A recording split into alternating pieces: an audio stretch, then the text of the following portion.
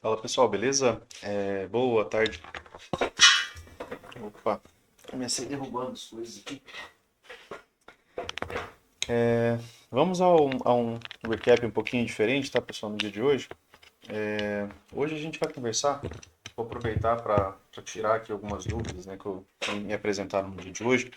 Hoje a gente falou bastante sobre gap, né, durante o dia de hoje, né, alguns trades da manhã ali foram baseados nisso, né, em fechamentos de gap, né, mais especificamente. Então, dia de hoje, né, vou fazer uma revisão aqui com vocês sobre gap e sobre lateralidade, tá? Aproveitar, né, para retomar e sanar algumas dúvidas ali que o pessoal me apresentou no dia de hoje.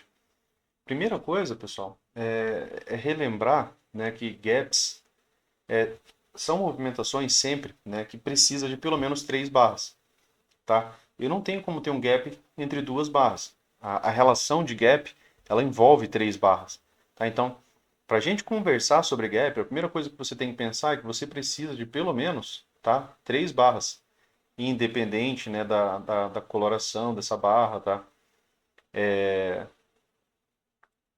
Você precisa de pelo menos, né, três barras. Sem três barras, não tem como você avaliar, por exemplo, né, se tem um gap. Então esse gap aberto, né, aqui as barras podem ou não ter pavio, né? Normalmente as barras acabam tendo, né, algum tipo de negociação ali ao final, né, de suas movimentações. E aí, né, em alguns momentos você vai ter gap e outros não.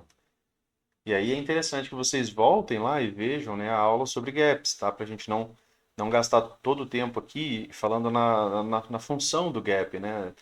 E que é a aceleração, tá? Então, deem uma lida. Até mesmo dê uma lida naquele PDF, tá? De vocês ali, onde vocês têm algumas descrições, aquele PDF que vocês recebem, tá? Deem uma lida nele e deem uma retomada, porque lá também a gente acaba apontando alguns gaps. Então, tendo dúvida, volta lá, o PDF que vocês receberam no e-mail, tá? Às vezes algumas pessoas acabam não abrindo ele, mas é importante, né, para o seu processo ali de compreensão, tá? Então, para que haja, né, um gap, você precisa de pelo menos, tá, três barras. Então, se para ter um gap eu preciso de três barras, eu tenho uma barra um de referência, onde a máxima dessa barra aqui é importante. Eu tenho uma barra 2, né, que tem que ter algum tipo de continuidade e ela tem que fechar, né, com o seu corpo próximo de sua máxima, porque se ela fecha muito aqui, né, praticamente não ficaria espaço para um gap. Mas se ela fecha, por exemplo, bem pequenininho, ou se ela fecha como um doji, não teria como existir um gap, né, porque o gap ele é o espaço de negociação entre essas barras. Então eu tenho barra um, barra 2, a mínima da barra 3, né, ela é o ponto onde você observa o gap. É a mínima da barra 3 com a máxima da barra 1. Ah, Luciano, aqui começou a descer. Tem algum gap? Não, pessoal. Não é sempre que vai ter gap, tá? Então, aqui ó, eu tenho a mínima dessa barra, ela se liga junto com a máxima dessa barra, barra 1, barra 2, barra 3. Aqui eu vejo que eu não tenho gap. Aqui, Luciano, né? Se você observa, aqui a máxima, tá? Da barra 1 com a mínima, né, da barra 3, tá? Eu tenho aqui um gap, tá? Não importa a coloração da barra. A questão é que entre uma barra, entre a barra 1 e a barra 3, né, tem que haver esse espaço. Barra 1, barra 2, barra 3. Há um espaço? Há. Certo? Então aqui eu tenho um gap. Tá? Então, esse é o primeiro passo, né? Eu vou aproveitar aqui, né, para a gente marcar os gaps no dia de hoje, certo? Eu vou marcar aqui com esse. Deixa eu deixar aqui. Porque ele ainda não flipou essa região. Tá? Então, no dia de hoje, pessoal, se a gente pegar só especificamente o dia de hoje, né, a gente teve ali um gap de alta, né, foi um ponto que a gente conversou, né, a 20 estava próximo da 200, havia possibilidade sim de ter algum tipo de movimentação direcional. Hoje é dia de vencimento de opções, né, dia de vencimento de opções. Eu não gosto de tentar padronizar algo, porque eu já vi dia de fechamento de opções que teve bom rompimento, né? Por exemplo, eu entendo que dentro só trazendo antes aqui, né? Vencimento de opções, né, pessoal, de ações. Por exemplo, se um player muito grande compra um monte de ações da Petro, né? ele compra opções que é bem mais em conta, e ele compra muito, se ele está comprado esperando que o mercado dê alvo, ele compra opções, né, para fazer uma defesa, né, no caso dessa posição que ele está, né, muito grande. É como se você estivesse fazendo um seguro, né, um seguro para que se, né, o mercado, por exemplo, não desenvolva a teu favor, né, você tem um seguro ali, né, onde você ganharia aproximadamente aquela quantidade que você perderia, né, para deixar ali um 0 a 0, tá? É mais barato, claro, comprar, né, as opções, né? E aí tem a questão de strike, né, tem mais coisa. Mas basicamente, né, entendam opções como sendo um seguro, né? E geralmente eles movimentam o mercado, né, para que o fechamento das opções, né, fiquem dentro daquilo que estava esperado, né, para ter, né, essa contraparte desse seguro. Há quem diga que eles ganham dos dois lados. Enfim, né, hoje foi dia de vencimento de opções. Dá para vocês darem uma pesquisada nisso, né? É interessante se inteirar, né, desse assunto. Mas entendam como se fosse um seguro de carro, né? Você tem um veículo ali de 100 mil reais e aí você faz um seguro para esse veículo, né? Caso, né, aconteça daquilo que você programou, né? Você não paga todo o valor do seu carro, você paga um valor bem abaixo, mas, né, a seguradora, né, caso venha acontecer um acidente ou seu veículo seja roubado, a seguradora vai te reembolsar o valor integral, tá? Então, basicamente é a ideia de um seguro. Só que eles têm, né, a valorização, né, de um local, onde você comprou, né, ou você vendeu essa opção, tá? Chegando aqui, pessoal, dentro daquilo que a gente, né, vai trabalhar no dia de hoje, né, a gente vai conversar sobre gap, certo? Então, batendo um papo sobre gap com vocês, né, a gente teve aí uma possibilidade de Fab 4, abriu com gap de alta. O que a gente conversou? Barra 1, né, ela foi contrária ao gap de alta, né? Então ela não demonstrou força, né, no dia de hoje. Então ela não demonstrou pressão compradora. Para a gente pensar, por exemplo, numa melhor movimentação, não é melhor não, né? Numa movimentação compradora, essa barra tinha que ter fechado assim, né? Como uma barra de tendência de alta. Não foi o que tivemos. A gente aguardou o fechamento da barra 1 e a barra 1, né, deixou uma contradição com o seu gap. Beleza, Luciano, ela deixou uma contradição com o gap. O gap é interesse comprador, né, o gap de alta. E aí o mercado abre aqui e ele fecha aqui. Beleza, então eu tenho um fechamento de baixa, né, na barra 1. Barra 2, né, continuidade. Aqui a gente estava avaliando, por exemplo, um rompimento, né, e a gente viu que não teve defesa compradora, tá? Aqui o mercado até chegou a dar outros alvos, né, pessoal? Aqui, ó. E eu estava focando no alvo intraday, né, nessa primeira movimentação. Mas ainda assim, né, se você trouxer, por exemplo, Luciano, esse pivô aqui, ó, o mercado veio da alvo, né, aqui deu alvo. Aqui, Luciano, o mercado veio da alvo, tá, aqui também deu alvo, né? Isso, né, tentando entender, né, esse rompimento, né, que o mercado fez aqui em intraday posteriormente. Tá? A gente está falando desse outro pivô aqui embaixo. A princípio, né, se a gente pegar esse primeiro pivô, só esse menorzinho aqui, ó, que era com o dia anterior, tá? Aqui, né, o primeiro alvo, certo? Aqui o segundo alvo, aqui, né, o terceiro alvo, tá? Então, ele acabou também pagando alguns outros alvos, né? Eu acabei focando nesse último pivô aqui, pensando também, né, no rompimento da lateralidade, tá? Mas, enfim, né, falando um pouco sobre gaps aqui com vocês. Como a gente falou, gaps, né, envolve sempre três barras. Então, tem barra 1, barra 2, barra 3. Luciano, aqui tem gap, a máxima dessa barra, da barra 3 com a máxima da barra 1, não. Aqui não existe gap, certo? Beleza, Luciano. Então, entre essa barra e essa barra tem gap? Barra 1, barra 2, barra 3? Sim. Né? Se eu pegar a mínima dessa barra com a máxima dessa, ó, eu tenho um gap. Vejam que esse gap ele foi posteriormente fechado aqui. Ó. Quando essa movimentação retorna, né, ele volta para fechar o gap. Lembrando que aqui era o fundo, né, da lateralidade, tá, pessoal? Que a gente havia deixado, né, marcado do dia de ontem, tá? Aquele rompimento precisava ser, né, confirmado no 15 minutos. No 15 minutos ele não foi confirmado, né? Só para a gente trazer essa observação aqui, ó. Era um rompimento que precisava de confirmação onde, pessoal? No 15 minutos. Tem barra de rompimento, barra de continuidade ruim, né? Depois o mercado retorna para essa movimentação. Aqui também havia um gap aberto, né? Vocês podem observar aqui que entre a máxima da barra 1, a mínima, e a mínima, né, da barra 3, né, havia um espaço aqui, ó. Esse gap foi fechado. Era o único que havia aqui no 15 minutos. Então, dando continuidade ali, então, aqui no 15 minutos não confirmou o rompimento. Por que que é lá no 15 minutos? Porque se eu vier tentar ver esse rompimento aqui, ó, vai passar de 40 barras. Então, são 108 barras. Se eu for para o 15 minutos, ele fica dentro, né, daquele limite de barras onde a gente avalia o rompimento, ó, 37 candles. Então, até 40 candles, né, a gente mantém os 5 minutos. Passou de 40 candles, a gente vai para 15 minutos. Passou de 40 candles no 15 minutos, a gente vai para 60 minutos. Então, é uma regra que é importante, né, você realizar, tá?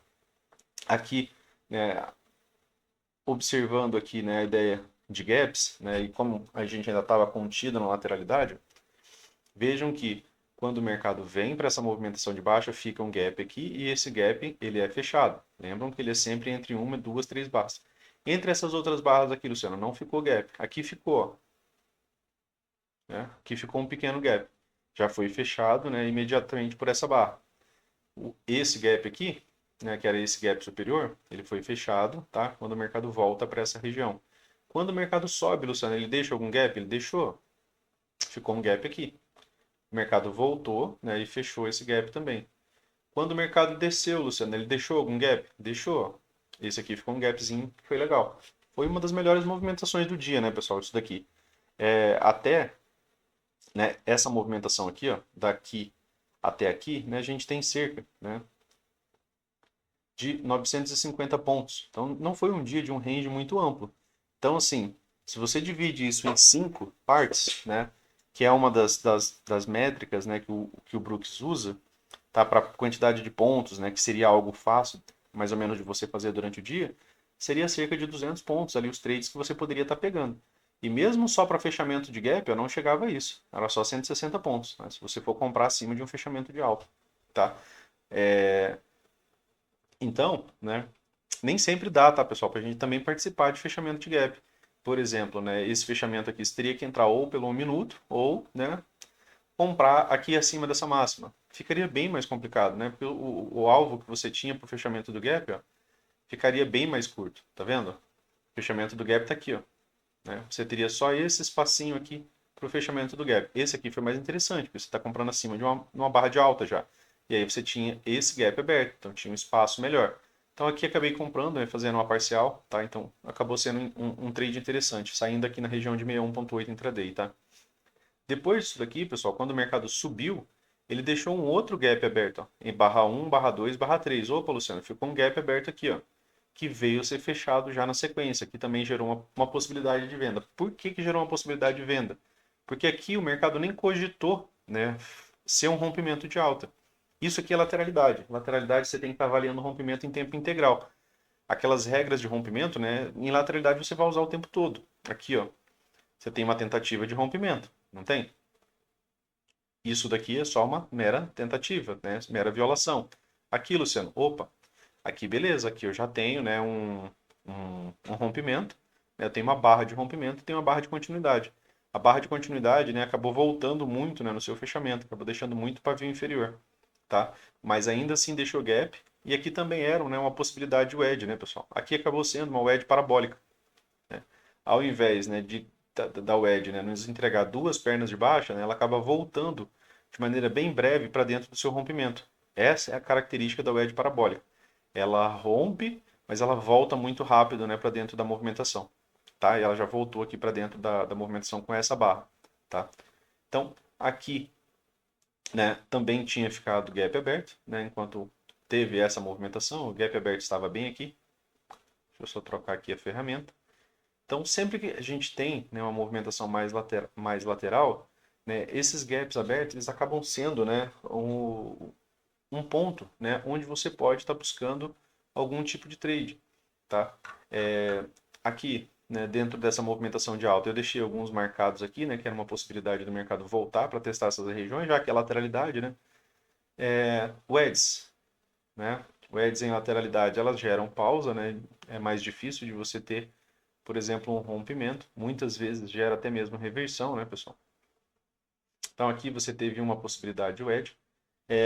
Mais um ponto, né, que eu ainda vou trabalhar depois, quando a gente for fazer a parte da mentoria gradual lá de e quando a gente for falar sobre o Eds, né, quando a gente for fazer alguma coisa mais completa, né, sobre o Eds, um ponto interessante para vocês observarem é que essa wedge aqui, ó, ela é mais relevante do que essa wedge aqui. Por quê, Luciano? Proporcionalidade. Isso aqui o Brooks fala no curso grande, que, por exemplo, né, as melhores wedges, elas têm uma relação proporcional mais equivalente, tá? Então, assim, se, né, dessa mínima para essa mínima aqui, por exemplo, tem 7 barras, quando o preço chega nessa região e tem 7 barras, essa wedge é uma wedge muito equivalente, né? Seja razoável, né? Não precisa você, por exemplo, né, claro, exigir que vá ter o mesmo número, isso daí seria muito raro. Mas é 7, 10, 14, né, até duas vezes, beleza. Passou muito disso, né, fica complicado, né, de você ter uma relação de proporcionalidade. Por exemplo, daqui ó, até aqui ó, eu tinha 5 candles, daqui até aqui ó, eu tive 7 candles. Então, assim, ela teve uma variação proporcional interessante, tá? Então, as melhores wedges, elas vão ter essa proporcionalidade, tá? Também. Então, se a gente vai dar relevância para uma wedge, por exemplo, né, dessa máxima, para essa máxima você tem 39 candles, certo? Se eu tenho 39 candles, para essa outra aqui eu tenho só 12. Então, aqui eu tenho uma relação proporcional praticamente, né, de 3 vezes, né, essa distância aqui, número de barras, né, a gente está falando. Aqui, Luciano, para esse fundo eu tenho 10 candles, para esse fundo aqui eu tenho 6 candles. Não chega duas vezes a proporcionalidade. Tá? Então, aqui acabou sendo, né, uma possibilidade de wedge. Renovou o ponto de inflexão, né, pessoal? Então, aqui ele ganhou a premissa, né, de duas pernas. Fez mais do que isso, né? Acabou fazendo aqui uma movimentação praticamente de 3 puxadas, né? Então, eu tive uma, né?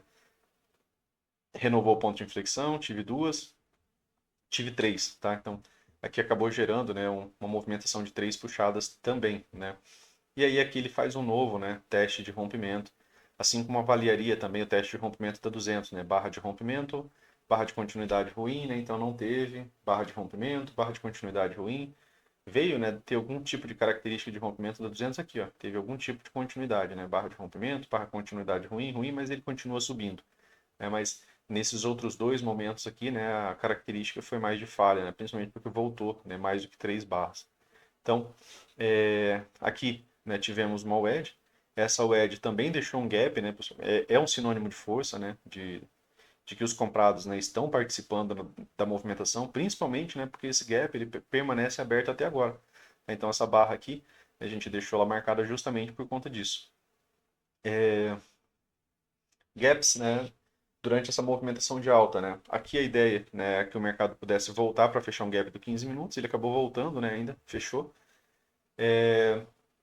Gaps também que ficam, né, aqui, ó, em um canal de alta, né, acabou se tornando um canal de alta. Aqui também ficou gap, ó. O mercado volta para fechar esse gap, tá?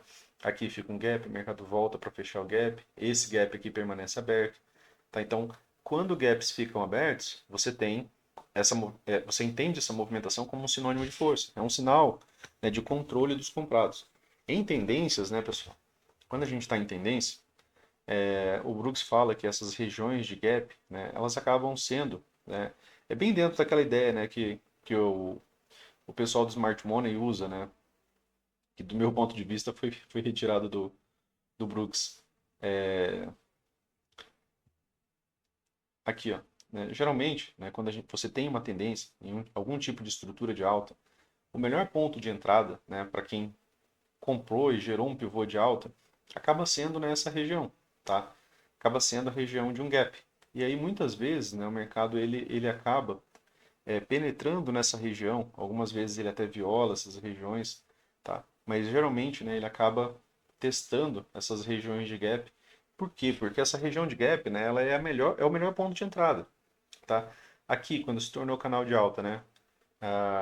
Se aqui era o gap aberto, foi aqui onde ele teve o melhor ponto de entrada quando ele gerou esse rompimento. Lembram que quando ele vai comprando, o preço médio dele vai subindo. Ele realiza lucro para poder comprar de novo, para poder continuar mantendo, né, uma posição, né, com um número gigantesco, né, de contratos, é claro. Tá? Então a gente está falando aqui de quem realmente precisa montar a posição no mercado. É interessante você entender isso daqui. Quando ele só chega no gap, né, e já volta, isso daqui é uma boa demonstração de muito interesse. Quando ele chega, por exemplo, na região do gap, né, aí penetra bastante a barra, às vezes até bem abaixo, aqui já não tinha tanto interesse na compra. Então a gente também avalia, né, essa ideia de que o gap, né, quando ele fica aberto, é mais forte. Ó, aqui você teve ó, uma movimentação já mais bilateral, tá? Aqui ele realmente ele chega, né, até mesmo a flipar esse gap, tá? Mas aí ele acaba tendo ainda assim, né, continuidade dessa movimentação de alta. Posteriormente acaba ficando esse outro gap aqui que permanece aberto. Aqui, Luciano, ficou algum gap? Ó? Quase, né? Porque a mínima dessa barra aqui ó, já tocou a máxima dessa. Mas esse aqui seria, por exemplo, o exemplo que a gente está conversando, né? Aqui não ficou gaps abertos, pessoal. Tá vendo? Uma movimentação mais travada, ficou somente um aqui que foi fechado, mas não ficou nenhum aqui no começo da movimentação, tá? Se eu observar aqui, ficou um gap aberto, né? Só que geralmente eu prefiro observar aqui o primeiro gap, ao invés de pegar todos os outros intermediários para não ficar fazendo 1 milhão de marcações no gráfico, tá? Mas muitas vezes, né, acaba vindo, né, testar só outras regiões de gap, né, não o primário, tá? Então, a ideia, né, era que a gente conversasse sobre gaps. Então, a regra, né, pessoal, aqui já, né, relembrando, né, desse topo para esse topo aqui eu tenho 12 fechamentos, desse topo para esse topo eu tenho 11 fechamentos. Quanto à proporcionalidade, essa wedge aqui, né, essa movimentação de 3 puxadas, ela é mais relevante do que se eu considerar essa daqui. Eu posso considerar essa daqui? Posso também. Só que eu tenho que entender que tem um grau de relevância, né, quando eu tenho uma proporcionalidade maior, mais próxima, né, é quando eu tenho que dar mais atenção ainda, né, a essas regiões de wedge. Tá? Então, é, posso ligar? Posso, mas quanto mais proporcional eu for, mais atenção eu tenho que dar para essas movimentações. Porque às vezes, vocês me mandam uma wedge, né, que você, por exemplo, viu 2 puxadas, né, de uma movimentação, às vezes de cento e tantas barras, e aí o mercado toca aqui uma vez e toca aqui outra vez. Aqui, 100 barras, aqui, 10 barras, né, entre essas duas aqui. É mais provável você esperar uma terceira puxada aqui, de uma movimentação mais proporcional, do que essa wedge aqui, né, ainda fazer sentido. Tá? Então, dei uma refletida e uma pensada, né, sobre isso. Tá? Mercado fechando, né, pessoal? Então, se essa wedge aqui é a minha wedge mais relevante, porque ela é bem proporcional, eu tenho essa movimentação aqui ó, como um ponto de inflexão, certo? Se eu chamo isso daqui de ponto de inflexão, aqui eu tenho um topo, aqui eu tenho um possível topo duplo, né? Eu tenho já algum tipo de premissa de continuidade para essa movimentação aqui de queda, tá? Por né, estudo de fechamento, né, pessoal? Entendendo a reação do preço, aquilo que a gente já imaginaria para o dia de hoje, tá? Só que aí vai ficar claro, né, para o próximo pregão. Deixa eu ver só se tem mais algum gap aqui. Se tiver ficado alguma dúvida, tá, pessoal, sobre gap, mandem a pergunta aí, tá? A gente vai tentando esclarecer. Pode perguntar ali no YouTube ou para a galera lá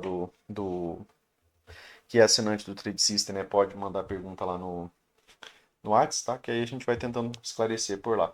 Mas lembrem, né, que gaps abertos, né, é entre 3 barras, né? E olhem como o fechamento de gap, né, acaba sendo, né, bastante relevante, né, nessas movimentações. Vejam, né, que quando o mercado ele chega a fechar essas regiões de gap, ele acaba encontrando, né, vendedores, acaba tendo realização de lucro nessas regiões, tá? É que aqui, né, você teve uma movimentação, né, também de wedge, né, e tinha aqui, ó, o seu ponto de inflexão renovado, né, e ela poderia vir buscar o quê? É o início, né, dessa movimentação, tá? Então, estava vindo testar aqui essa região de topo, tá? Dentro daquele estudo que a gente faz, né, sobre o Eds. Ainda, né, aqui coloquei só uma página, tá bem bagunçado, mas só para relembrar vocês aí, para a galera também, né, que não tá lá no grupo, dar uma lida. Lateralizações, né, pessoal? Quando o mercado faz lateralizações, né, a gente tem normalmente triângulos, triângulos expandidos, retângulos, né? A gente acaba encontrando essas figuras, né? O mercado acaba, né, expandindo movimentações, ó. Você acaba vendo, né, essa possibilidade de triângulos expandidos, né? Você acaba vendo o mercado, né, apresentando ali algumas movimentações, né, de wedge, tá? De movimentações de 3 puxadas. É comum, né, você observar falha de rompimento. Então, em lateralidades, né, a gente tem que entender que o mercado está em preço justo. Ó, a pontuação desse dia, isso aqui é de anos, tá, pessoal, atrás. A pontuação desse dia aqui, nesse dia, era cerca de 900 pontos, tá? De novo, né? Mesmo que você pense, né? Ah, Luciano, são 900 pontos, a gente vai pegar ali movimentações de 600 pontos. Cara, é quase impossível. Porque assim, ou a gente vai entrar na extremidade, a gente vai tentar sair no 50%. E aqui ele já formou uma lateralidade menor. E nem sempre ele atravessa de um lado ao outro, tá? Então você tem que ter essa racionalidade e entender que você não vai pegar movimentos amplos nesses dias. Geralmente vem no final de tendências. No nosso mercado, muitas vezes vem no começo da manhã, né? A gente tem aquela lateralidade da primeira hora, a gente também vai estudar ela. Tá ali como página, né, marcada ali para a gente chegar nessa movimentação. Pouca ou nenhuma urgência. Como assim, Luciano? Pouca ou nenhuma urgência? Não tem gaps abertos, né? Os gaps abertos são constantemente fechados. Quando tem urgência, você vê uma série de gaps abertos. O mercado acaba deixando uma série de gaps. Os trades são de baixa probabilidade, principalmente, né, se você busca continuidade ou se você quer exigir muito do mercado, tá? Se você quer exigir muito além daquilo que o Brooks fala, né, que seria você operar a ideia de comprar baixo, vender alto, sair em scalp, né, provavelmente, né, você vai devolver boa parte daquilo que você está planejando. Reversões abruptas, né, de pernas e barras, né, parece que a movimentação não tem muito sentido. Aqui você tinha uma região de POC, aqui você tinha uma região de POC, tá? É mais difícil de você entender as movimentações, tá? Aqui, ó, você tem um bom impulso de baixa, né? Um bom impulso de baixa. E de repente você tem aqui um impulso de duas pernas, que foi algo que a gente conversou no dia de hoje, e em dias anteriores, na verdade, também, né? Então aqui você teve um impulso de duas pernas, deixou um fundo levemente mais alto, que foi algo que a gente esperou no dia de hoje, mas ele não fez, né, pessoal? Deixou um fundo levemente mais alto, ó, e gerou um outro impulso de alta. Então aqui ele geraria, né, uma possibilidade de compra. Avaliando quanto a essa perna aqui, ó, essa movimentação aqui ainda não era das melhores. Também tinha uma região de POC aqui. E aí o mercado começa a deixar muito pavio, né, muito pavio, muito pavio. Já dá para sair vendendo, Luciano? Aqui né, não sei que nível de FIBO que estava mais ou menos aqui, né, no dia, mas estava mais ou menos o 61,8 aqui, né? Depois você tem um topo mais baixo, e aí você tem uma boa pressão, né, vendedora, tá? Aqui, ó. Você teve uma boa perna de alta, né? Você teve uma boa pressão vendedora. Você poderia esperar uma segunda perna aqui. Acabou vindo fazer nova mínima logo na sequência, né, pessoal? Mas mesmo que você vendesse posteriormente, né, o seu stop não chegaria a pegar, né? E você ainda teria uma outra nova mínima aqui posteriormente. Lateralidade, né? Se opera mais a questão dos extremos, né? Então aqui, se ele tenta violar, né, essa máxima, acaba falhando, né? Aqui é só a violação, né? Também acaba não tendo, né, o rompimento. Aqui, ó, meras violações, tá? Violação. Aqui você tem uma tentativa de rompimento, ó, barra de continuidade péssima, tá? Então você está sempre avaliando. O mercado chega aqui nessa região de topo, o que que você observa? É que ele não tentou romper. Se eu ainda observo esse topo aqui, Luciano, barra de rompimento tá legal? Não, tem que esperar mais uma barra. Essa barra de rompimento é legal? Não, né? Eu tenho mais pavio do que corpo nessa barra. Então, é regra de tendência. Em lateralidades, a gente tem que ter devida cautela, né, para não ficar mal posicionado. Temos que tomar muito cuidado com movimentações de três puxadas, né? Quando você visualiza uma movimentação que parece três puxadas em lateralidade, tem que tomar cuidado para você não entrar ali baixo, por exemplo, esperando o rompimento dessa movimentação, né? Então, em lateralidades, né, você tem que ter essa devida cautela, né? Qualquer movimentação que se pareça com três puxadas, né, você tem que ficar de olho. Então, você tem que tomar cuidado para não ficar mal posicionado. O que é mal posicionado? Comprar no topo da lateralidade, vender no fundo da lateralidade. Trabalhar o meio da lateralidade, né, sem que não sejam os extremos de qualquer coisa. Reversão abrupta de pernas e barras, né? Aqui em lateralidade você vai ter que trabalhar scalps, né? Se você não quer trabalhar scalps, você vai ter que esperar rompimento, né? E aí às vezes tem dia que não tem, né? Um bom rompimento com continuidade. Hoje foi um dia que não teve, né? Assim, um bom rompimento com continuidade, né? Chegou a pagar os primeiros os alvos ali, né? Mas se a gente pensar no rompimento macro, né? A gente não chegou. Maior parte dos candles, né? Em sobreposição de barras, né? O que são barras sobrepostas? São barras, né, que tendem a fechar dentro das máximas e das mínimas das barras anteriores, né, pessoal? A gente conversa bastante sobre barra sobreposta. Olha uma série de barras sobrepostas aqui. Os fechamentos estão sempre contidos, né, dentro das máximas e das mínimas das barras anteriores. Isso é barra sobreposta. Aqui um fechamento que está rompendo o mínimo. Teve uma pequena continuidade. Depois já voltou para fechamentos em barras sobrepostas, tá? Sucessivas falhas de continuidade, né? Você vê o mercado tentando romper, você não vê a barra de continuidade. Você vê o mercado tentando romper, você não vê a barra de continuidade. Ele tenta romper abaixo de barras, ele vai para o outro lado. Ele tenta romper abaixo de barras, a barra de rompimento, barra de continuidade, né? Lógico que aqui já tinha outra região. Aqui tem a questão dos gaps, né, pessoal? Que a gente acabou não frisando nesse daqui, mas tá em outros, né, em outros estudos, ó. Aqui eu tinha um gap aberto, vocês concordam? Aqui havia um gap aberto. Esse gap veio ser fechado, tá? Era o único gap, aqui não havia, ó, tá? Beleza, Luciano. Tinha mais algum gap aberto? Aqui tinha um gap aberto, certo? Deixa eu só marcar esse gap aqui, ó. Aqui havia, ó, barra 1, barra 2, barra 3, certo? Ele foi fechado. Aqui, durante a movimentação aqui da lateralidade, ficou algum? Não, não, não, não. Aqui ficou um, ó. Foi brevemente fechado, né? Aqui não fica. Aqui também não. Aqui ficou um, ó. Foi fechado. Na movimentação de alta, Luciano, ficou algum gap aberto? Ficou um gap aberto aqui, ó. Foi fechado, tá? Na movimentação de descida, ó, tem um gap aberto, né? Foi fechado aqui. Na movimentação de queda, ficou algum gap aberto? Ó? Ficou aqui, né? Aqui a princípio, ó. Depois essa máxima sobe, ele ficaria até aqui. E posteriormente você tem aqui, né? Aqui ficou um gap aberto, né? Aqui um gap aberto de alta, né? Que não foi fechado e aí o dia finalizou, tá? Então, em lateralidades, gaps, né, acabam sendo boas possibilidades de magneto, principalmente, né, quando o mercado, né, te apresenta, ó, falhas, né, de máximas, falhas de novas máximas. Aqui você não tem, né, boas características de um rompimento. Aqui você tinha um gap aberto, né, para pensar ali como uma possibilidade de magneto para sua movimentação de lateralidade. Beleza, pessoal? Então, dei uma reestudada, né, nessa ideia de lateralidade, tá? Pernas sem forças, né, na maior parte do tempo, né? A gente geralmente não costuma ficar vendo microcanais. As movimentações acabam sendo mais bilaterais, né? Hoje até teve alguns, né? Pode dar início a uma nova tendência, né? A gente já conversa bastante sobre isso, que lateralidades tendem a gerar tendências. Buscar operações nos extremos, né? Ali em retomadas, né, de movimentação, onde faça sentido, claro. E aí aqui o Brooks fala sobre fracionamento de lote, né? Porque às vezes você vai precisar escalar a sua operação, né? E para permanecer, não ficar mal posicionado com o lote cheio, né? Você fraciona essa entrada, tá? Principalmente, né, se você tentar comprar, por exemplo, acima de barras, né? Tentar pegar já movimento na direção, né? Não entrar, por exemplo, com a ordem limite, né? Numa nova mínima, tá? Stop certo, claro, quando tiver um rompimento. Quanto maior a duração da lateralidade, né, quando ela romper, maior vai ser, né, o movimento direcional gerado por ela. Então, a gente precisa, né, ter em mente que se a gente está trabalhando a lateralidade, o stop dela né, é um stop certo. E claro, tá?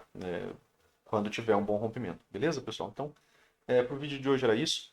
Amanhã a gente retoma ali a ideia das páginas, tá? Da nossa mentoria gradual. Amanhã a gente volta para rompimentos, né? A gente vai trabalhar ainda rompimentos. Depois que a gente terminar essa de rompimentos, aí a gente vai para a lateralidade inicial. E aí depois eu volto para aquelas páginas que eu passei para vocês hoje, tá? Que é de rompimento, né? Correções, falhas de rompimento, né? De rompimento e correção, tá? Então, posteriormente a gente volta para aquelas lá, beleza? Valeu, um forte abraço para vocês aí, um bom final de semana e até amanhã. Ou domingo, né? Vou ver aí o horário que a gente vai conseguir gravar, mas vou tentar gravar amanhã cedo.